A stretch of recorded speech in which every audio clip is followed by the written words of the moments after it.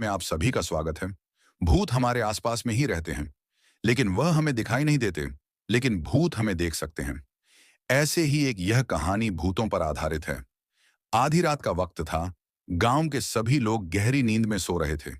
राजू रात के वक्त अपने खेतों की सिंचाई करने की तैयारी कर रहा था, मगर उसकी पत्नी रानी उसे जाने से रोक रही थी। रानी, अगर आपको अपने खेतों की सिंचाई करनी है, तो आप सुबह चले जाइए। आधी रात को जाने की क्या जरूरत है? आप सुन नहीं रहे हैं? कुत्तों के रोने की आवाज लगातार आ रही है। राजू, खेतों को सिंचाई की जरूरत अभी है और मैं सुबह जाऊं। रानी, मेरा अभी जाना बहुत जरूरी है, नहीं तो पूरी फसल खराब हो जाएगी। और कुत्ते तो रात को अक्सर रोते ही हैं। रानी, लोग कहते हैं जब भी रात के समय कुत्ते रोते हैं तो उस जंगल के पुराने खंडर के आसपास कुछ अपशगुन जरूर होता है और लोग रहस्यमय तरीके से लापता हो जाते हैं, जिनका फिर कुछ पता नहीं चलता। रानी, तुम भी ना रानी, हद करती हो। मैं इन बातों को नहीं मानता। रानी, नहीं जी, आप मेरा कहना मानिए। आप आज मत जाइए, मुझे कुछ सही नहीं लग रहा। राजू, मुझे मत रोको। रानी, मैं अकेला नहीं जा रहा, अपने दोस्त रमेश को भी साथ ले जा रहा हूं। इतना कहकर राजू चला गया। सर्द रात में रमेश और उसका दोस्त राजू खेतों की सिंचाई करने पहुंच गए। ठंड अपने पूरे सबाब पर थी। उन दोनों ने सर्दी से बचाव के लिए आग जला ली थी।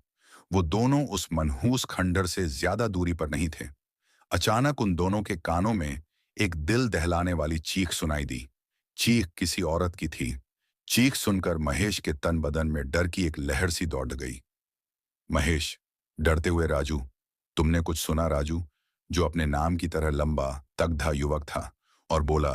राजू, हाँ, मैंने भी वो चीख स्पष्ट सुनी है, जो उस खंडर की तरफ से आई है। तभी अचानक फिर से बचाओ बचाओ के साथ चिल्लाने और रोने की आवाजें फिर से सुनाई पड़धी। ये सब सुनकर दोनों चिंतित हो गए। अचानक मन में कुछ निश्चय कर राजू ने हाथ में लाठी उठा ली और खंडर की ओर चल दिया। महेश, ये क्या पागलपन कर रहे हो राजू? हमें यहां से चलना चाहिए। मुझे कुछ गड्ढ लग रही है, और मैं तो वैसे भी आज रात आने के लिए मना कर रहा था। सिर्फ तेरी वजह से यहां आया हूं। राजू, चल, हट डरपोक कहीं का।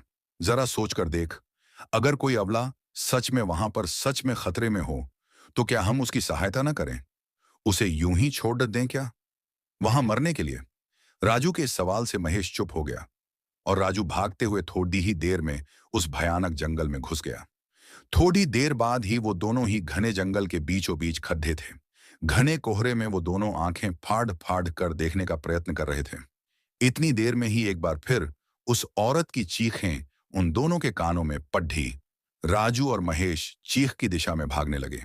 वो दोनों थोड़ी ही दूर पहुंचे थे कि तभी